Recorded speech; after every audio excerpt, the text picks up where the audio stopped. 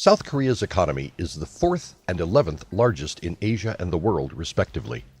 It is a mixed economy, which is mostly led by family-owned corporations called chaebols.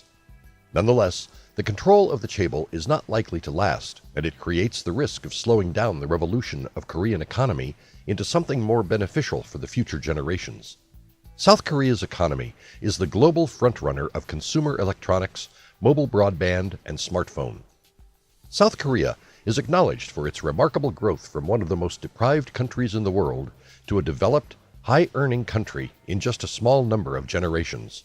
The period of rapid economic development in South Korea after the Korean War, which converted South Korea from a developing country to a developed country, is termed as the Miracle on the Han River. Following this rapid development, South Korea joined the ranks of elite countries in the OECD and the G20. It has also been incorporated in the group of next 11 countries that will lead the worldwide economy in the middle of the 21st century. Regardless of the high growth potential and structural solidity, South Korea's economy is facing lasting damage to its credit rating in the stock market because of the hostility of North Korea in times of military predicaments, which is having a harmful effect on the financial markets of South Korea. On the other hand, prominent financial establishments, such as the IMF, have admired the strength of the South Korean economy against numerous economic crises. Economic freedom. South Korea's economic freedom score is 73.8, which makes it the 27th freest economy in the 2018 list. Overall, its score has gone down by 0.5 point due to a sharp decline in the score for the Government Integrity Indicator, which outweighed the improvement in investment freedom. South Korea has been placed at 7th position among 43 nations in the Asia-Pacific region. Rule of law. South Korea completely acknowledges property rights and has a well-established set of laws managing and administrating the establishing of profit-making enterprises.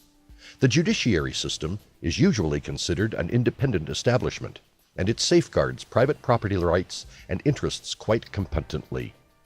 The officials who get elected execute the policies and strategies without unnecessary intervention. However, in spite of the government's anti-corruption determinations, bribery, using influence, and pressure and blackmail continue to exist in politics, commerce, and day-to-day life. GDP, trade, and taxes. The upper rate of personal income tax is 38%.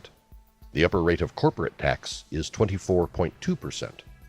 Both incomes tax and corporate tax are subject to a 10% of the surtax.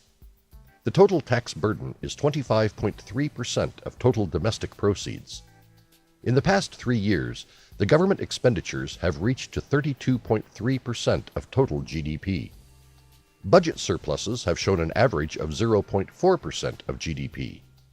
Public debt is 38.6% of GDP. The combined worth of exports and imports forms 78% of GDP. The applied tariff rate on an average is 4.8%.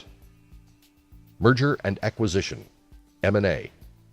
Ever since 1991, there has been a stable upward movement in South Korean M&A up until 2018, with only a small disruption around 2004.